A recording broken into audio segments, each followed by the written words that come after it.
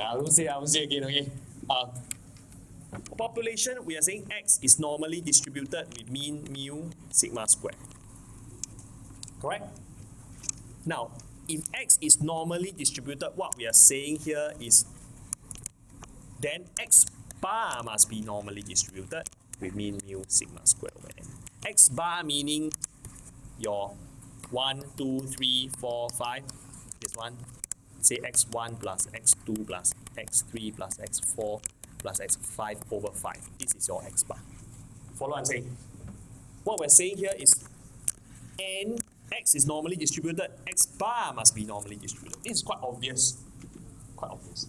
In 6.5, what we are saying here is, what we are going to investigate here is, what if my population x is not normally distributed?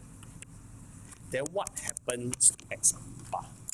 Because there, in a random variable, you can be many types of distribution. You learn about binomial distribution, Poisson distribution. You have many types of geometric distribution, whatever, chi-square, whatever. Whatever it means, you know chi-square, right? Yeah. Okay? No lah, no means K-N-O-W lah, not N-O lah. Or, okay, whatever it is. Then what is the distribution of x bar? Well, we're going to investigate. So I'm going to use something like that here. Okay. Pretend we know, let me orientate you again. This is my distribution of x bar. We use a uniform distribution. Uniform means probability. It can take any single value, it's all the same. That's x. Not normal, it's uniform.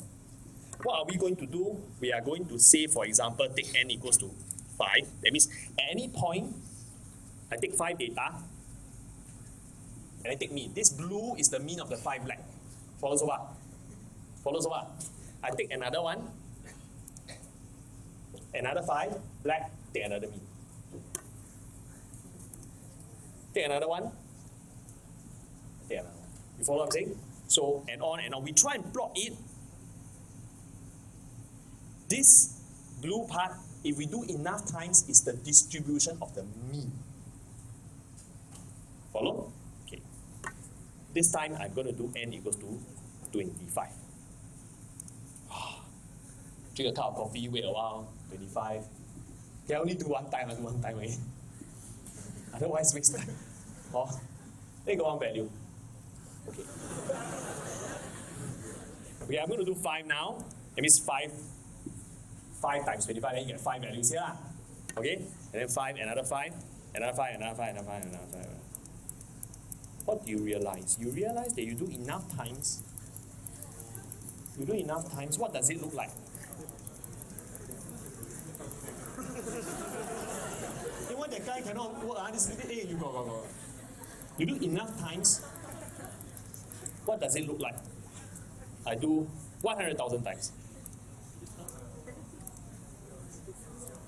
What does it look like? It looks like a normal distribution.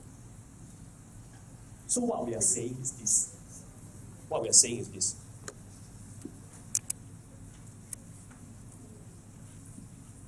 If you take x bar is actually x1 plus x2 all the way to xn over n. Correct? Even if x is not normally distributed, x bar will be normally distributed approximately, not exactly, approximately, as long as your n is sufficiently large. What is this n that we're talking about here? Our n is 25. That means every time you take 1, 2, 3, 4, 5, 6, 7, 8, 9, 10, 25, mean divided by 25, that's 1. That's a probability of 25 observations. Follow? As long as your n is large enough, your x bar will be normally distributed. This is one of the best discoveries of statistics called central limit theorem. I repeat, central limit theorem. So that's what we are saying here, 6.5. As long as your n is sufficiently large here, your n is sufficiently large. What do we mean by large? Usually we will say n larger than 50. So it doesn't matter whether x is what distribution, uniform, skewed, geometric, chi-square, Poisson, binomial, whatever, ABC, XYZ distribution. X bar will be large. As long as your n is sufficiently large. Follow? Similarly, so what we're saying here, this is the result that we're talking about, right? And with this mu and with this variance, this expression is still the same from above, from 6.4 is the same. Follow? We have shown this one earlier already. Yeah? And what is more interesting is also the sum. As long as n is large enough, the sum will also be normally distributed. Not just the x bar, but also the sum. That means the sum will also be normally distributed. This is what we call central limit theorem. You are making use of central limit theorem to say that this is true approximately. Follow? Follow on? Very good.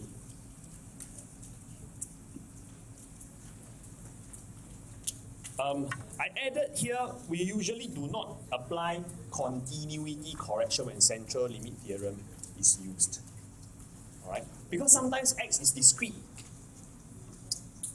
If x is a binomial distribution, x is discrete. Alright? Then you convert x bar to a continuous random variable. But as long as what I'm saying is, as long as we use central limit theorem, because your n is large, we do not apply continuity correction. Don't bother. Don't understand what I'm talking about, also never mind. I will show you later. Oh, never mind. It's okay. At first contact, I don't need you all to understand 100%. Just get idea.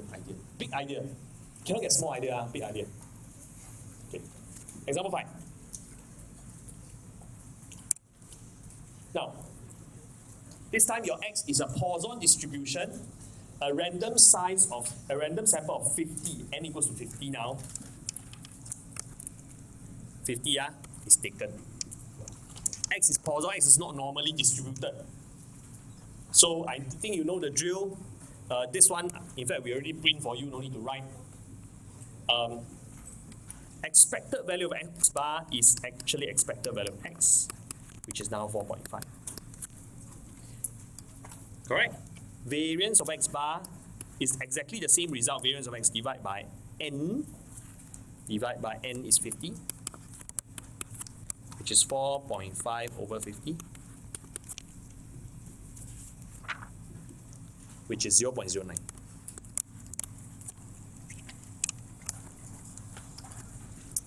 So now what we are saying is x is not normally distributed, but because we take a sample size of n large enough, by central limit theorem, now x is normally distributed approximately. I'm going to say it a bit slower now. X bar, right? By central limit theorem, x bar is normally distributed with mean 4.5, variance 0.09 approximately. I want to emphasize that it's important to write this.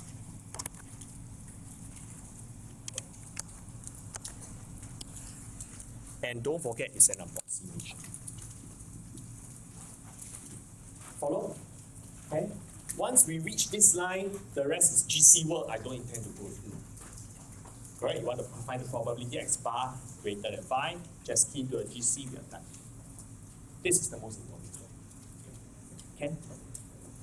Very good. I think we can move a bit faster already. Okay, this is you get an idea actually of all this calculation. Quick example 6. Okay, new army vehicle is said to have maximum load of 4,000. Now you want to have 50 randomly selected men. You want the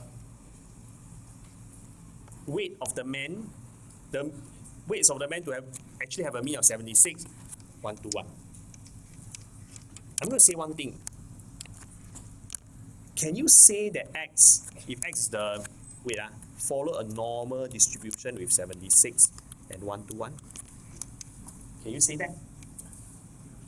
Can or cannot?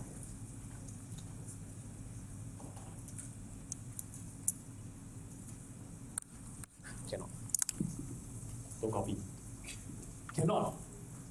All they are saying is that the mean is 76, the variance is 1 to 1. Nowhere is it stated that X follows a normal distribution. The distribution of X is unknown. Follow what I'm saying? It is unknown. All they're saying is the first line here. Expected value of X is 76, variance X is 1 to 1. That's all they're saying. Don't assume. So now what you are interested in? You are interested in the probability that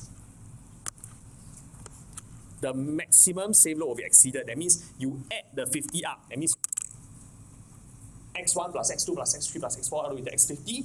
You want to find the probability of that greater than 4,000.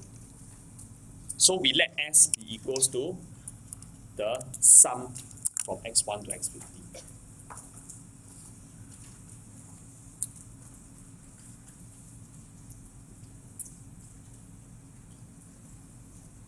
So now, since we do not know the distribution of X,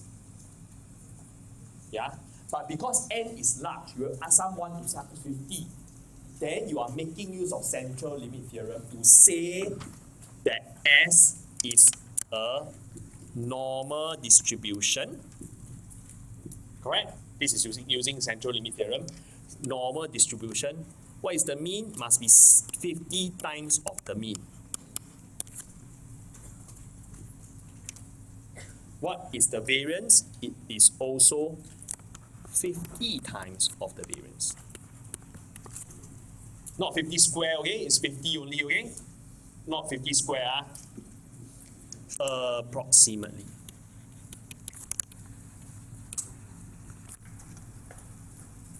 Many of us will ask, why do I write 50 times 76? Why do I not evaluate it out? I'm buying some insurance. This is a bit of exam skill. Buying insurance means in case my GC got error, I don't even know how to type. Do a multiplication, I got it wrong, answer wrong. At least I get some method marks here. 50 times 76, 50 times 1 to 1 especially will give you some method. Follow what I'm saying? So then you key to a GC, I don't think it's a big problem, then you can answer.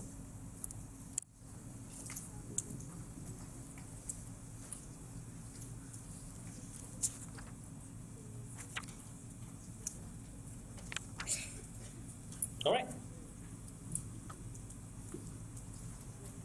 Example 7.